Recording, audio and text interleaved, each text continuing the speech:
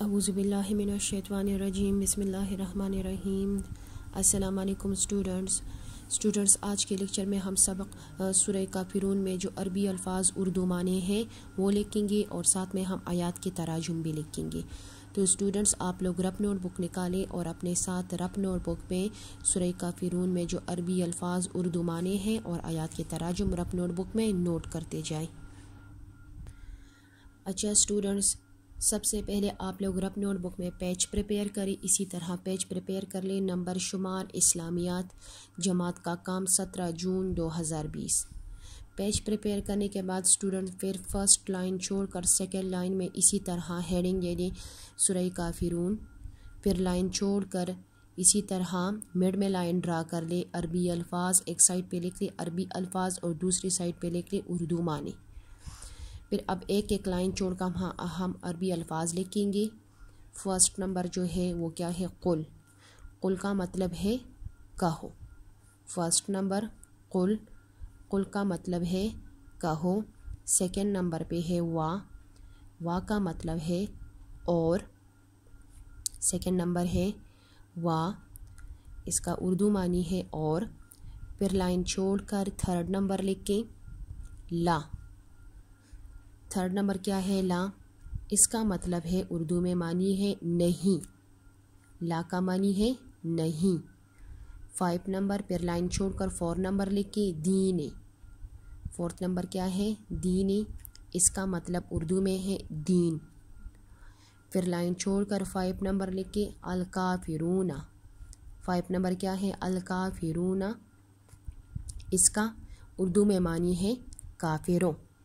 First number ہے قل، قل کا مطلب ہے کہو۔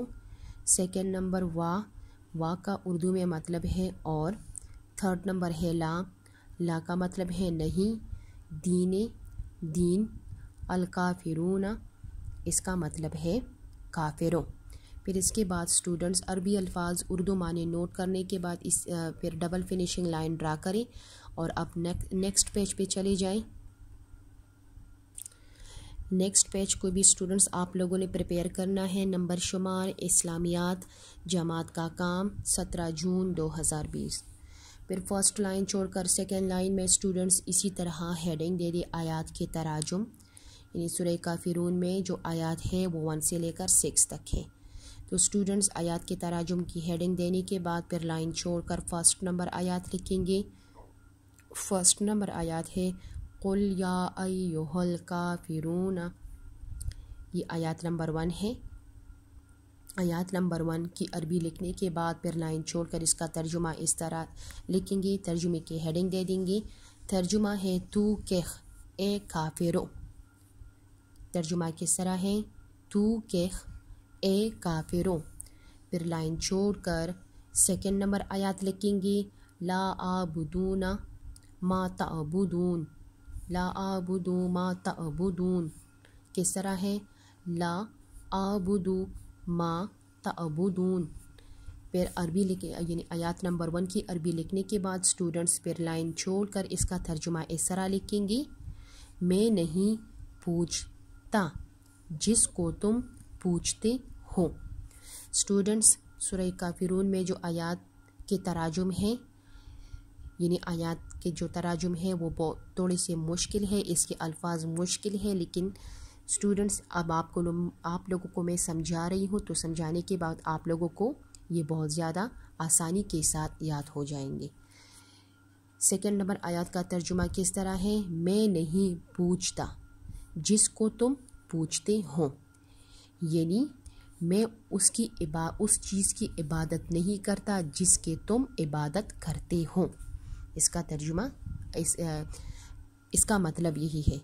پھر آیات نمبر 3 لکھیں گے، آیات نمبر 3 کی عربی لکھیں گے ولا انتم عابدون ما اعبد۔ تھرڈ نمبر آیات کی عربی اسٹوڈنٹس لکھنے کے بعد آپ لوگوں نے لائن چھوڑ کر اس کا ترجمہ اس طرح لکھیں اور نہ تم پوجو جس کو میں پوجوں، مطلب کیا ہے؟ اور نہ تم اس چیز کی عبادت کرو جس کی میں عبادت کرتا ہوں۔ یعنی ہمارے پیارے نبی کریم صلی اللہ علیہ وآلہ وسلم کیا فرما رہے ہیں؟ کافروں سے یہی کہہ رہے ہیں کہ اور نہ تم اس چیز کی عبادت کرو جس کی میں عبادت کرتا ہوں.